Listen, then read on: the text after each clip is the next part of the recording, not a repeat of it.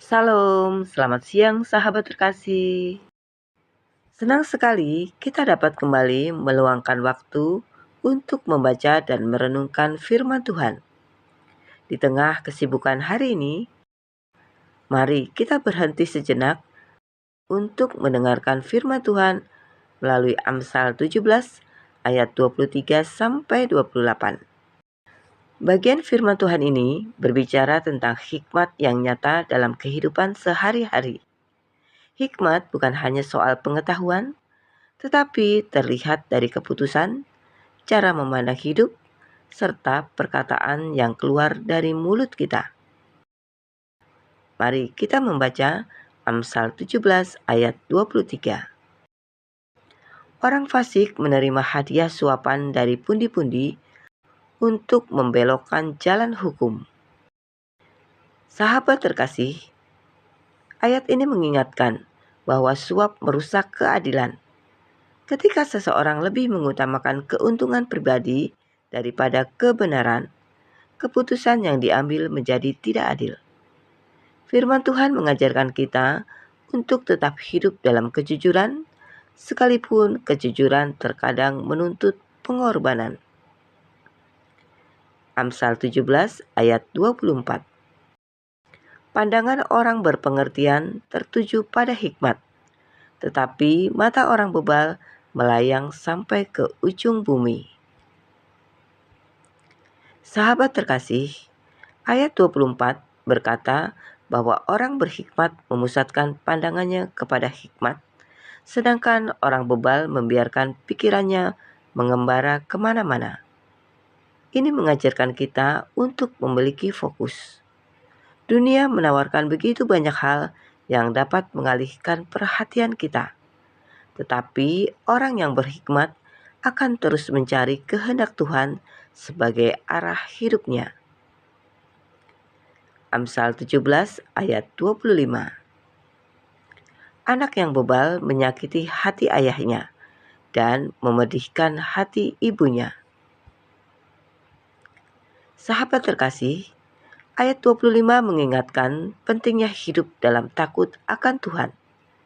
Sikap yang bodoh dan keras hati tidak hanya merugikan diri sendiri, tetapi juga membawa kesedihan bagi keluarga.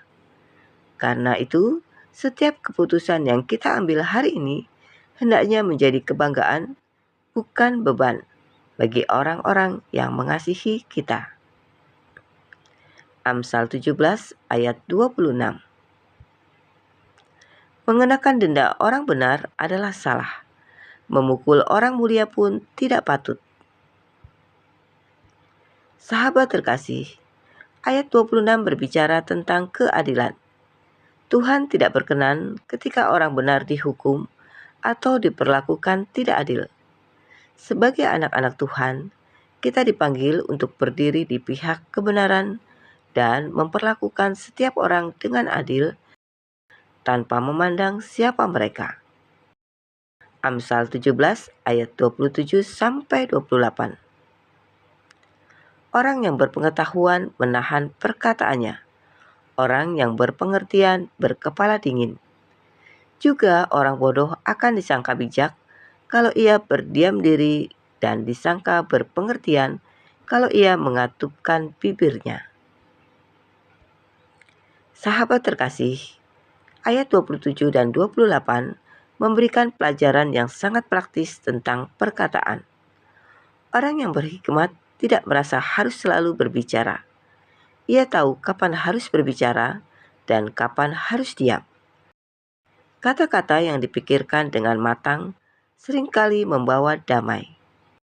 Sedangkan kata-kata yang diucapkan tergesa-gesa dapat melukai banyak orang.